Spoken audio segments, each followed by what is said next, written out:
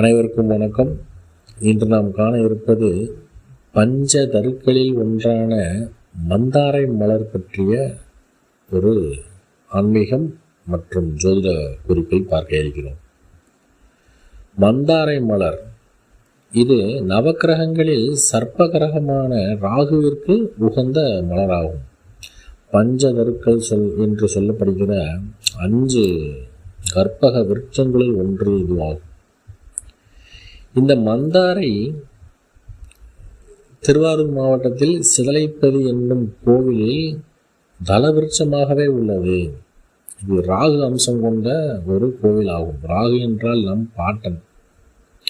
ஜோதிடத்தை பொறுத்தவரை நமது பாட்டன், நமது முப்பாட்டன், நமது தாத்தா வழி உறவுகள். சிதலைப்பதி என்ற ஊர் திலதைப்பதி என்று அழைக்கப்படுகிறது. திலதைப்பதி, தில தர்ப்பணபுரி என்று அழைக்கப்படுகிறது. காசி, ராமேஸ்வரம், கயா, திரிவேணி இது போன்ற ஸ்தலங்களில் பித்ருக்களுக்கு தில தர்ப்பணம் செய்வோம் அல்லவா? அதுபோன்று இக்கோவிலிலும் அமாவாசை என்று செய்யப்படுகிறது. இது விசேஷமான கோவிலாகும். ராகு பகவானுக்கு உண்டான கோவில். இங்கு மந்தாரை மலரும் உண்டு. மந்தாரை தலவிருட்சமாக உண்டு இந்த கோவில். இதுவே இந்த கோவிலின் சிறப்பு.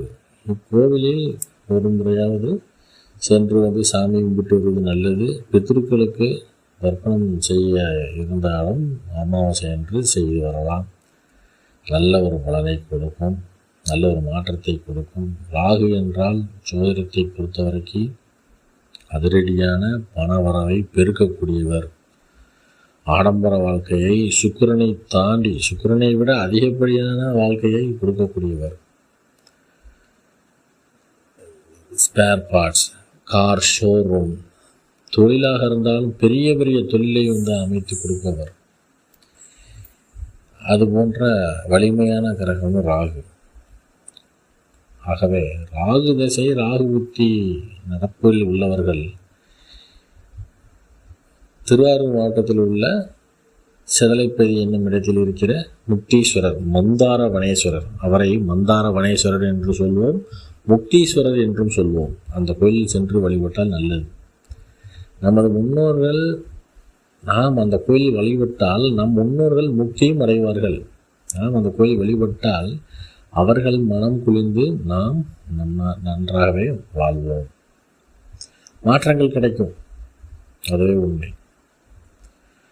என்றால் சென்று வரும்.